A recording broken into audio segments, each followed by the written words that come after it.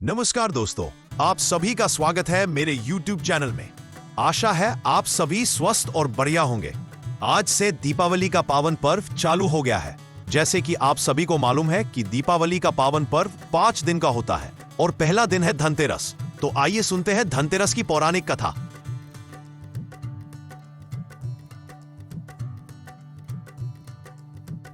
कार्तिक कृष्ण पक्ष की त्रयोदशी तिथि के दिन धनतेरस का पर्व पूरी श्रद्धा व विश्वास के साथ मनाया जाता है। धनवंतरी के अलावा इस दिन देवी लक्ष्मी और धन के देवता कुबेर की भी पूजा करने की मान्यता है। इस दिन को मनाने के पीछे धनवंतरी के जन्म लेने की कथा के अलावा इसके बारे में एक दूसरी कहानी भी प्रचलित है।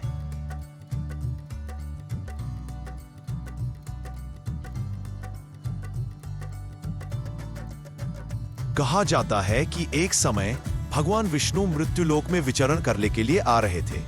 तब लक्ष्मी जी ने भी उनसे साथ चलने का आग्रह किया। तब विष्णु जी ने कहा कि यदि मैं जो बात कहूं तुम अगर वैसा ही मानो तो फिर चलो। तब लक्ष्मी जी उनकी बात मान गई और भगवान विष्णु के साथ भूमंडल पर आ गईं। कुछ देर बाद एक जगह पर पहुंचकर भगवान विष्णु ने लक्ष्मी जी से कहा कि जब तक मैं ना आऊं तुम यहां ठहरो। मैं दक्षिण दिशा की ओर जा रहा हूं, तुम उधर मत आना। विष्णु जी के जाने पर लक्ष्मी के मन में कौतूहल जागा कि आखिर दक्षिण दिशा में ऐसा क्या रहस्य है जो मुझे मना किया गया है, और भगवान स्वयं चले गए। लक्ष्मी जी से रहा न गया और जैसे ही भगवान आगे बढ़े लक्ष्मी भी पीछे पीछे चल पड़ी। कुछ ही आगे जाने पर उन्हें सरसों का एक खेत दिखाई दिया जिसमें खूब फूल लगे थे। सरसों की शोभा देखकर वह मंत्रमुग्ध हो गई और फूल तोड़कर अपना श्रृंगार करने के बाद आगे बढ़ी। आगे जाने पर एक गन्ने के खेत से लक्ष्मी जी गन्ने तोड़कर रस चूसने लगी।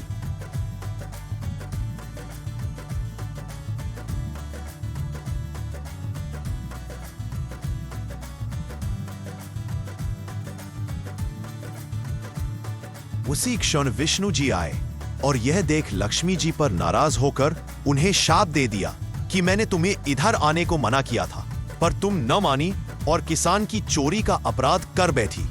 अब तुम इस अपराध के जुर्म में इस किसान की 12 वर्ष तक सेवा करो। ऐसा कहकर भगवान उन्हें छोड़कर क्षीर सागर चले गए। तब लक्ष्मी जी उस गरीब किसान के घर रहने लगी।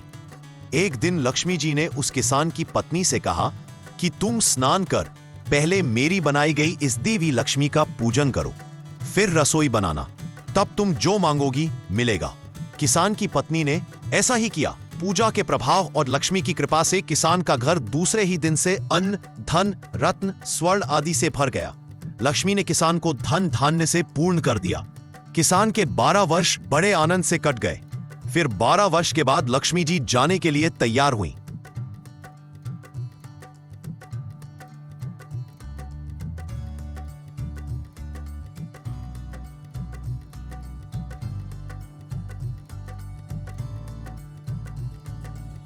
विष्णु जी लक्ष्मी जी को लेने आए तो किसान ने उन्हें भेजने से इनकार कर दिया। तब भगवान ने किसान से कहा कि इन्हें कौन जाने देता है, ये तो चंचला है, कहीं नहीं ठहरती, इनको बड़े बड़े नहीं रोक सके। इनको मेरा शाप था, इसलिए 12 वर्ष से तुम्हारी सेवा कर रही थी। तुम्हारी 12 वर्ष सेवा का समय पूरा हो चुका है। किसान हठ पूर्वक बोला कि नहीं, अब मैं लक्ष्मी जी को नहीं जाने दूंगा। तब लक्ष्मी जी ने कहा कि हे किसान, तुम मुझे रोकना चाहते हो तो जो मैं कहूं वैसा करो। कल तेरस है, तुम कल घर को लीप पोत कर स्वच्छ करना, रात्रि में घी का दीपक जलाकर रखना और सायंकाल मेरा पूजन करना और एक तांबे के कलश में रुपए भरकर मेरे लिए रखना। मैं उस कलश में निवास करूंगी, किंतु पूजा के समय मैं तुम्हें दिखाई नहीं दूंगी। इस एक दिन की पूजा से वर्ष भर मैं तुम्हारे घर से नहीं जाऊंगी। यह कहकर वह दीपकों के प्रकाश के साथ 10 दिशाओं में फैल गई। अगले दिन किसान ने लक्ष्मी जी के कथानुसार पूजन किया। उसका घर धन धान्य से पूर्ण हो गया। इसी वजह से हर वर्ष तेरस के दिन लक्ष्मी जी की पूजा होने लगी।